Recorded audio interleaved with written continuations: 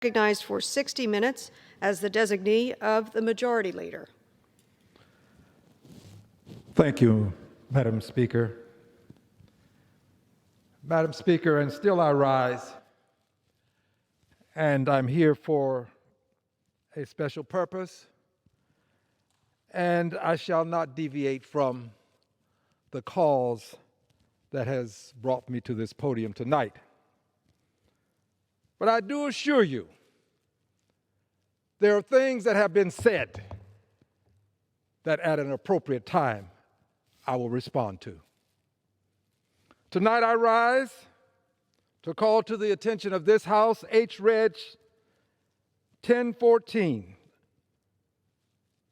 encouraging the celebration of the month of June as LGBTQ Pride Month. And I want to thank the many original co-sponsors of this resolution. There are 60.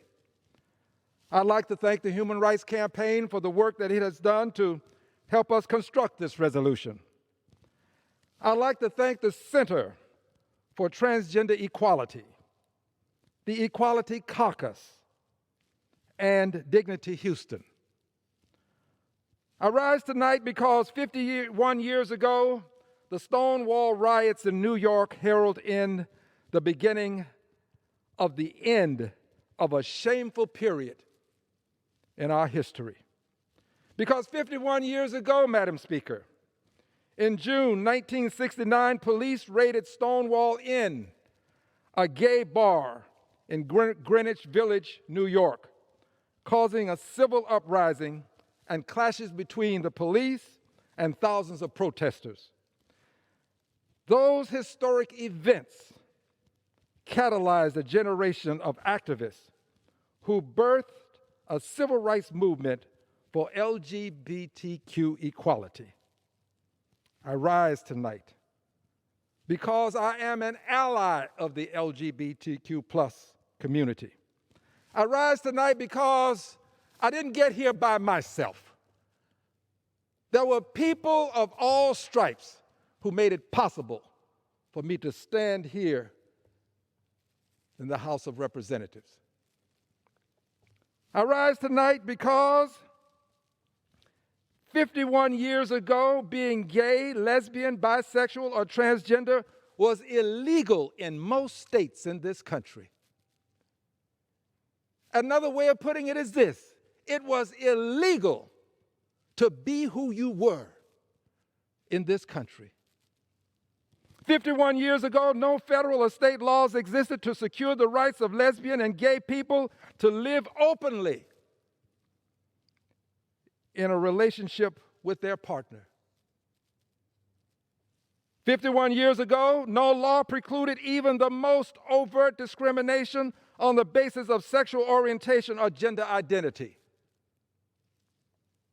51 years ago, our legal system afforded LGBTQ plus persons no protections under the law to live free from discrimination in employment, housing, in finance, in education, or in health care. I rise tonight because 51 years ago, there were few openly gay politicians or public figures in this country.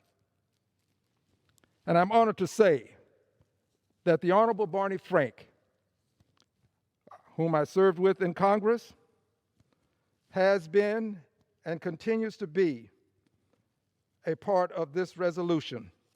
Each resolution that I have sponsored has honored the Honorable Barney Frank, member of Congress from 1981 to 2013, and recognized him as an honorary co-sponsor of this resolution. I rise because 51 years ago, being openly gay was a finable offense, a crime in many federal agencies, and a per se bar to obtaining a federal security clearance. But today, thanks to the resolution and thanks to the revolution that began this month, 51 years ago at Stonewall, I'm proud to say that several openly gay persons serve proudly on my congressional staff. I'm proud to have them, and I'm proud of the work they do. And today, I'm even more proud that as of last Monday, when the Supreme Court decided Bostock versus Clayton County, each member of my staff and all LGBTQ persons in the United States of America now enjoy the same legal protections against employment discrimination as all other persons, without regard to sex, sexual orientation, or gender identity. In that historic 6-3 decision,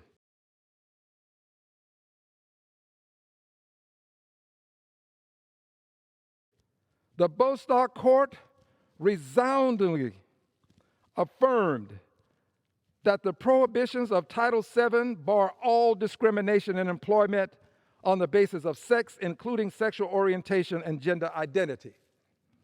Today, we recall the painful, bloody, and often deadly toll of the 51 formative years between Stonewall and Bostock.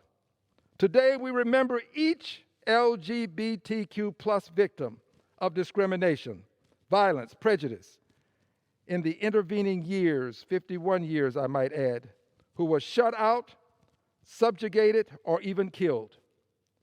Today we mourn each one of the Black transgender women who have been murdered in this year alone.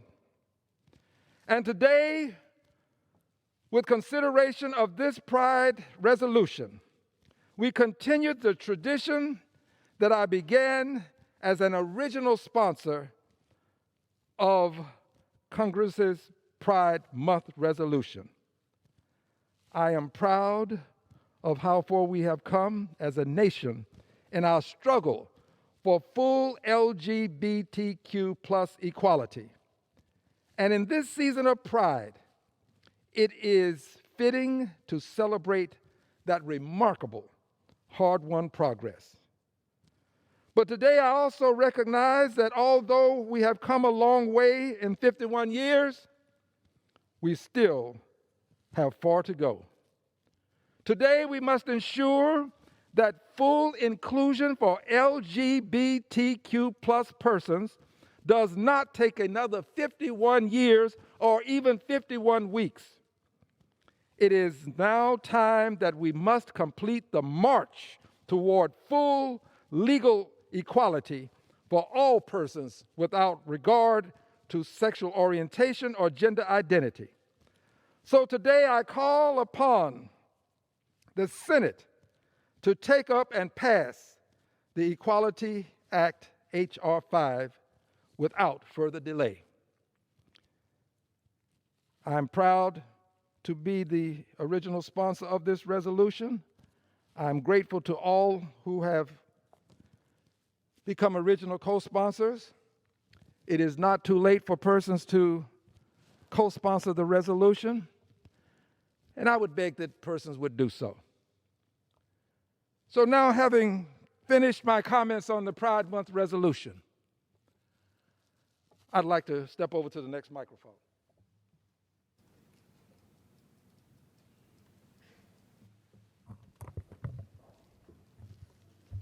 Madam Speaker, I rise to claim the balance of my time. I rise because now I must say it was most difficult to sit in this House and hear some of the comments made by my colleagues tonight. They seem to value statues above human life. All of the vandalism and crimes that have been committed, I don't support that. And I don't think that the protesters who were out there peacefully protesting supported it either. I don't think you ought to paint all protesters with one brush. Just as I don't paint all peace officers with one brush, I never conclude that all officers are bad. But those that are bad ought to be punished. And I find it quite fascinating that my colleagues who came here and spoke so eloquently tonight, haven't heard them on the floor in prior times talking about all of the atrocities being committed against people of color at the hands of the constabulary. I just question, why is it that they don't come to the floor and stand up for people of color? I stand up for all people. Doesn't matter your color, your sex, your sexual orientation. I've been on this floor consistently doing this, but I don't see that from the other side. I see them here for what I call order and law, not law and order. And here's how that works. You have a president who goes before members of the police community, and he says to them, when you arrest a person, you don't have to be so nice. Now, he's talking about a person who's in the care, custody, and control of the police. And that person does not have to be treated so nice. He sent a message. That message was, you maintain order. Do whatever you've got to do. And I'll provide the law to support you. That's order and law. I support law and order. I have an uncle who was a deputy sheriff. He influenced my life. I'm probably in Congress today because of words that he spoke to me. So I support policing. I understand the necessity to have persons who are going to assure us that we can be protected. But what I don't support is a belief that peaceful protesters are all somehow part of a mob. You can peacefully protest and go to jail. I know, I've been there. I was there with the Honorable John Lewis. We were peacefully protesting, but we went to jail. Peaceful protesters go to jail. Peaceful protesters get in the way. Peaceful protesters disrupt. That's what protest is about. If people don't get comfortable, then your protest has accomplished very little. Dr. King was in jail when he wrote the letter from the Birmingham jail. He was peacefully protesting, but he went to jail. It happens. That's a part of the protest movement. And when I went out to protest, knowing that I would likely go to jail, I had somebody to post my bail. Peaceful protest does not mean that you're not disruptive. It means that you have a message that has to be heard. And as Dr. King put it, protests can be the language of the unheard. Peaceful protest especially. So I am here to say to my colleagues, I regret that you cannot see the hurt